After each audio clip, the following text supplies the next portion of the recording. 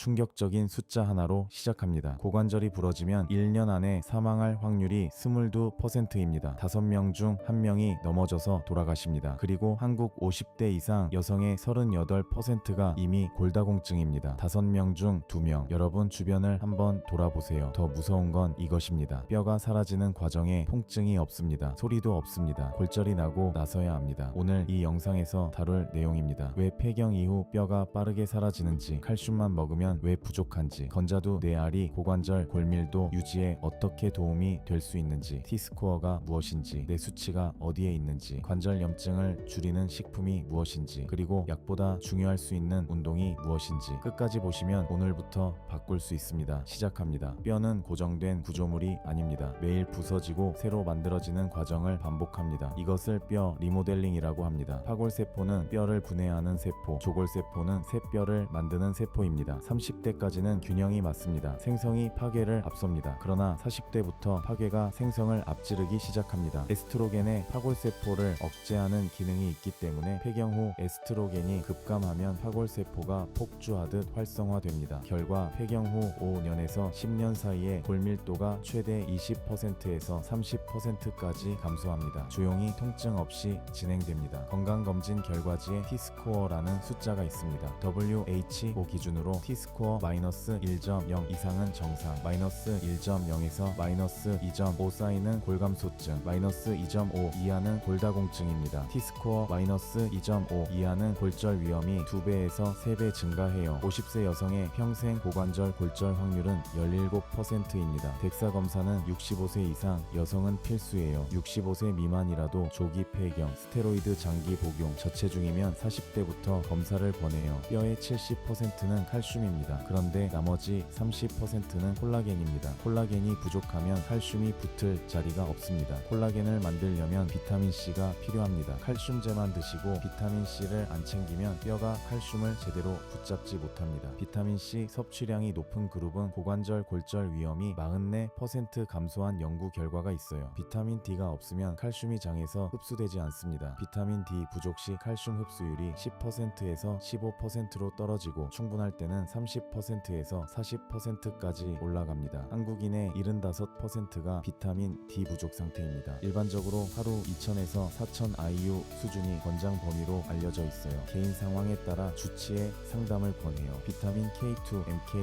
세분형이 오스터칼신이라는 단백질을 활성화하여 칼슘이 뼈에 정착하도록 유도합니다. K2, MK7 180 마이크로그램을 3년간 보충한 그룹에서 요추 골밀도가 유지되고 대퇴골 강도가 개선된 연구 결과가 있어요. 비타민 K2 없이 칼슘을 보충하면 뼈가 아니라 혈관에 쌓일 수 있습니다. 90에서 180 마이크로그램 매일 수준이 권장 범위로 알려져 있어요. 칼슘 1000에서 1200mg, 비타민 D 2000에서 4000 IU, 비타민 K2, MK7 90에서 180 마이크로그램, 비타민 C 100mg 이상을 함께 챙기시는 것이 도움이 될 수 있어요. 칼슘은 500mg씩 분할 복용하세요. 한 번에 600mg 이상은 흡수율이 크게 떨어질 수 있어요. 1500mg 이상 과잉 복용 시 신장 결석 위험 17% 증가 데이터가 있어요. 2024년 펜스테이트 연구에서 폐경 후 여성 235명을 대상으로 하루 50g 건자두약 4알에서 6알을 12개월간 섭취한 그룹에서 고관절 골밀도가 유의미하게 보존됐어요. 2024년 후속 연구에서 경골, 피질골, 밀도와 강도도 보존되는 것이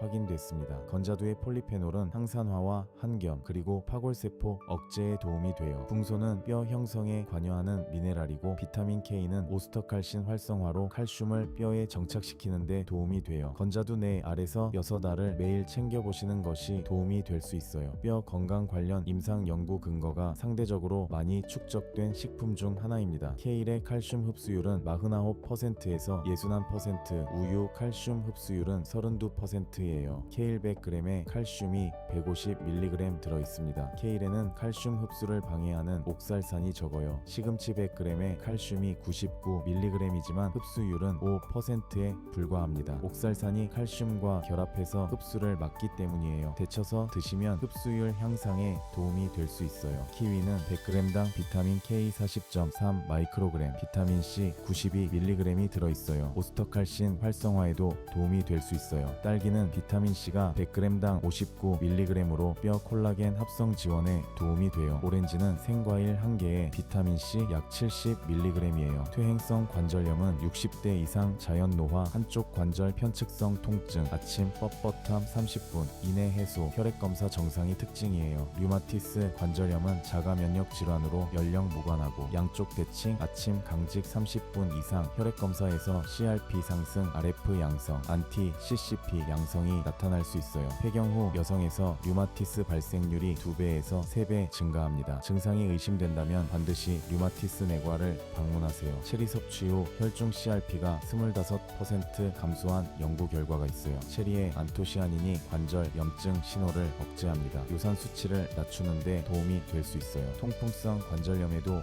도움이 될 수 있어요. 타트 체리가 일반 스위트 체리보다 안토시아닌 함량이 높습니다. 생체리, 냉동 체리, 타트 체리 주스 모두 도움이 될 수 있어요. 파인애플의 브로멜라인이 관절 부종과 통증을 위약 대비 유의미하게 줄였다는 연구 결과가 있어요. 식전 공복에 먹을 때 흡수 및 항염에 도움이 될 수 있다고 알려져 있어요. 5개의 RCT를 종합한 메타 분석에서 생강 추출물 섭취가 골관절염 통증을 유의미하게 감소시켰어요. 진저롤과 쇼가올이 폭스2 효소를 억제합니다. 이부프로펜과 유사한 항염 경로로 작용하는 것으로 연구에서 보고되고 있어요. 다만 식품으로 관리하는 방법으로 의약품을 대체할 수 없습니다. 하루 2g에서 4g이 연구에서 사용된 용량입니다. T스코어가 -2.5 이하이거나 골절 병력이 있으면 전문의와 약물 치료 여부를 반드시 상의하시길 권해요. 음식과 영양제만으로는 골다공증 관리가 충분하지 않은 경우가 있을 수 있습니다. 칼슘 단독으로는 BMD를 1%에서 2% 정도 개선하는 데 도움이 될 수 있다는 연구가 있어요. 임상적으로 의미 있는 수준이 되려면 비타민 D, 비타민 K2 운동을 함께 하시는 것이 도움이 될 수 있어요. 매일 1분씩 한 발 서기를 한 그룹에서 고관절 골밀도가 유의미하게 개선된 연구 결과가 있어요. 낙상 예방에도 효과적입니다. 지금 해보세요. 30초를 넘기면 균형 감각이 좋은 것입니다. 저항성 운동은 요추 BMD 0.86%, 대퇴골경부 BMD 0.41% 개선 효과가 메타 분석에서 확인됐어요. WHO 권장은 주 2회 이상 저항성 운동이에요. 스쿼트, 계단 오르기, 탄성 밴드 운동으로 시작할 수 있습니다. 운동이 낙상을 23% 줄이고 부상성 낙상을 39% 줄인다는 메타 분석 결과가 있어요. 오늘 배운 내용을 정리합니다. 뼈를 지키는 삼총사 칼슘 1000에서 1200mg, 비타민 D 2000에서 4000 IU, 비타민 K2 90에서 180 마이크로그램을 함께 챙기시는 것이 도움이 될 수 있어요. 비타민 C는 뼈의 30%인 콜라겐 합성 원료예요. 키위, 딸기, 오렌지, 고관절 골절 위험 44% 감소 연구 결과가 있어요. 건자두는 하루 내 알에서 6알 2024년 펜스테이트 연구에서 고관절 BMD 유의미 보존이 확인됐어요. 케일은 칼슘 흡수율 49%로 우유 32%보다